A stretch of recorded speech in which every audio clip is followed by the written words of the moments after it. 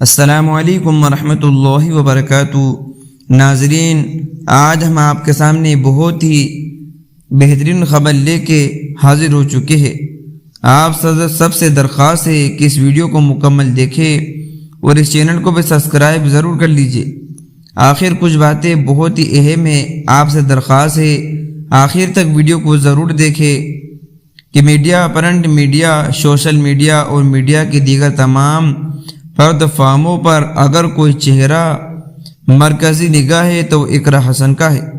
اگر کوئی شخصیت موضوع ہے، گفتگو ہے تو اقرا حسن کی ہے۔ 2024 کے پارلیمانی انتخابات میں کامیابی حاصل کرنے والوں میں جتنی مقبولیت اقرا حسن کو ملی اتنی کسی کو نہیں ملی۔ حالانکہ ملک میں ایک سے ایک دبنگ سیاست دان موجود ہے جنہوں نے اپنے اپنے وقتوں میں تہلکہ مچایا، لیکن اقرا حسن نے پہلے ہی کامیابی میں اپنی شرافت و شائستگی، متوازن گفتگو اور سادگی سے ایک زمانے کو متاثر کیا ہے۔ انتخابات میں کامیاب ہونے والوں میں سے اگر مختلف مقامات سے کسی رکن پارلیمنٹ کی سب سے زیادہ مانگ ہے تو وہ ایک طرح اقرا حسن ہے۔ پارلیمنٹ میں کی گئی کسی کی تقریر اگر سب سے زیادہ ہو رہی ہے تو وہ اقرا حسن کی ہو رہی ہے۔ انہوں نے جب انتخابی مہم کے دوران میڈیا اداروں کو انٹرویو دیتے ہوئے اپنے خیالات رکھے تھے تو کسی کو ان کی کامیابی کا مکمل یقین نہیں تھا، لیکن وہ اپنی مہم میں مصروف رہی۔ انہوں نے کسی کے خلاف کوئی بیان نہیں دیا، کسی کے بارے میں کوئی ہلکی اور معیاری اسی گردی ہوئی کوئی بری بات نہیں کہی۔ انتخابات جیتنے کے بعد بھی ان کی مزاج میں کوئی تبدیلی نہیں آئی، ان کے اندر بظاہر غرور اور تکبر نہیں آیا۔ جس طرح شرافت و شائستگی سے وہ پہلے گفتگو کرتی تھی، اسی طرح آج بھی کرتی ہے۔ جب انہوں نے لوک سبھا میں اپنی رکنیت کا حلف لیا تو انہوں نے اپنے انداز سے بھی لوگوں کو اپنا گرویدہ بنا لیا اور ایک سنجیدہ سیاست دل ہونے کا ثبوت دیا۔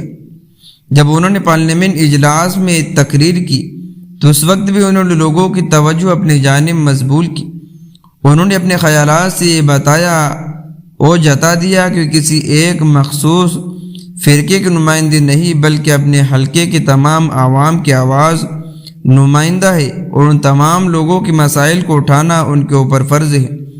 انہوں نے ارکان کے معنی نہیں دیا کہ انہیں لوگوں نے ووٹ نہیں دیا وہ ان کے لیے کام نہیں کریں گی، بلکہ اگر پارلیمنٹ میں رکھی گئی ان کے مطالبات اور غور کرے تو اس نتیجے پر پہنچیں گے کہ انہوں نے وہ مسائل اٹھائے، وہ مطالبات رکھے جن کا سرکور عوام سے ہے، نہ کہ ہندوؤں سے نہ مسلمان سے۔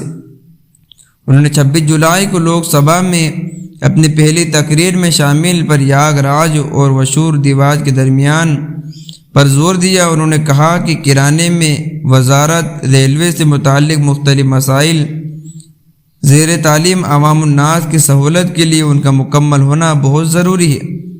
پانی پت، کرانہ، میرٹھ ریلوے روڈ سرے کئی ہو چکا ہے، لیکن اب تک اس ریلوے روڈ پر کام شروع نہیں ہو سکا۔ اس سے ہر شخص کی زندگی متاثر ہوتی جا رہی ہے، وہ کسی بھی معاشرے سے تعلق رکھتا ہو۔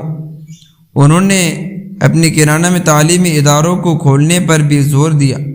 انہوں نے اپنی تقریر سے یہ بھی جتا دیا کہ وہ جہاں عوام میں مسائل اٹھانے کی اہلیت رکھتی ہے وہی آئین و قانون کی بھی جانکار ہے، اور کیوں نہ ہو کہ انہوں نے یونیورسٹی آف لندن سے انٹرنیشنل لائن اینڈ پولیٹکس کے ڈگری لی ہے۔ ان کو یاد ہوگا کہ اتر پردیش کی حکومت نے تبدیلی مذہب کے خلاف ایک سخت قانون کیا جس میں پہلے کی سزا کو بھی بڑھا دیا گیا۔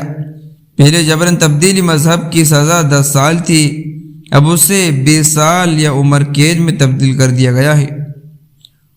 اور کہنا ہے کہ ایسی شادیاں ہندو لڑکیوں کا مذہب تبدیل کرانے کی نسب کی جاتی ہے جبکہ اس کا کوئی ثبوت نہیں ملا۔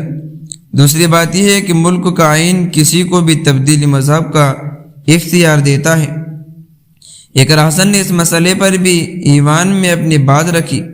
اقرا حسن ایک سیاسی خاندان کی فرد ہے، سیاست ان کے گھٹی میں بڑی ہے، ان کے دادا، والد، والدہ اور بھائی سب کا سیاست سے رشتہ رہا۔